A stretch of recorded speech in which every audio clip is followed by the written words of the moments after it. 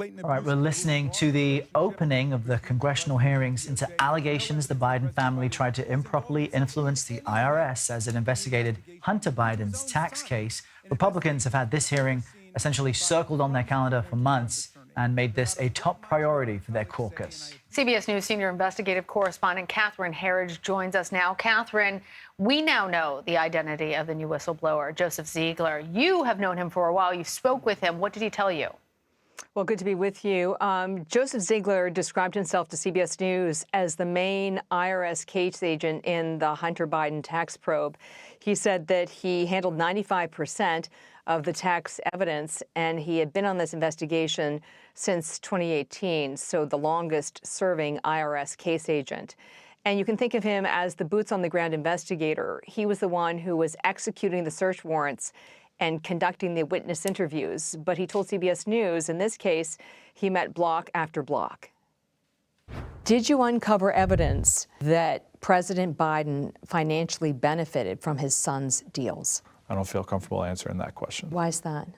Anytime we potentially wanted to go down the road of asking questions related to the president, it was, that's going to take too much approvals. We can't ask those questions. And I mean, it created an environment that was very hard to deal with. It's a politically sensitive case. Wouldn't it require additional approvals? Yes, I do understand that aspect, but it would be like, well, let's think about it. Let's put that on the back burner.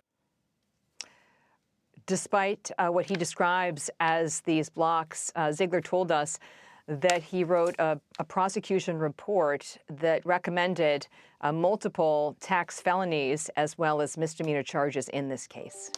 It's really interesting to see that exchange, Catherine. Your question and the ways in which he was or was not comfortable answering that specifically. Did you find evidence President Biden benefited in any way? I know that there's been this plea deal with Hunter Biden. That's Next correct. week, there's a hearing over that exact deal. So where does that stand today?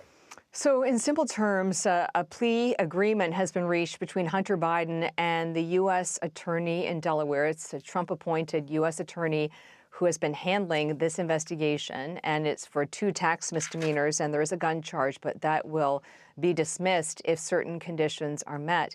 What Ziegler said to us is that it's not really up to him whether the plea agreement goes ahead. His focus right now is that he wants accountability, and he wants to be sure that all taxpayers are treated equally. And Catherine, Are you asking the Justice Department to take a pause on the plea agreement?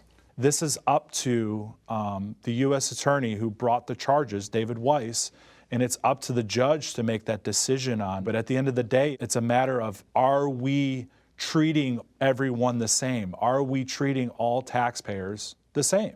And in this case? And in this case, no, I don't think so. We asked for a response from the U.S. Attorney in Delaware. Again, that's the office that has been leading this investigation. It negotiated the plea agreement.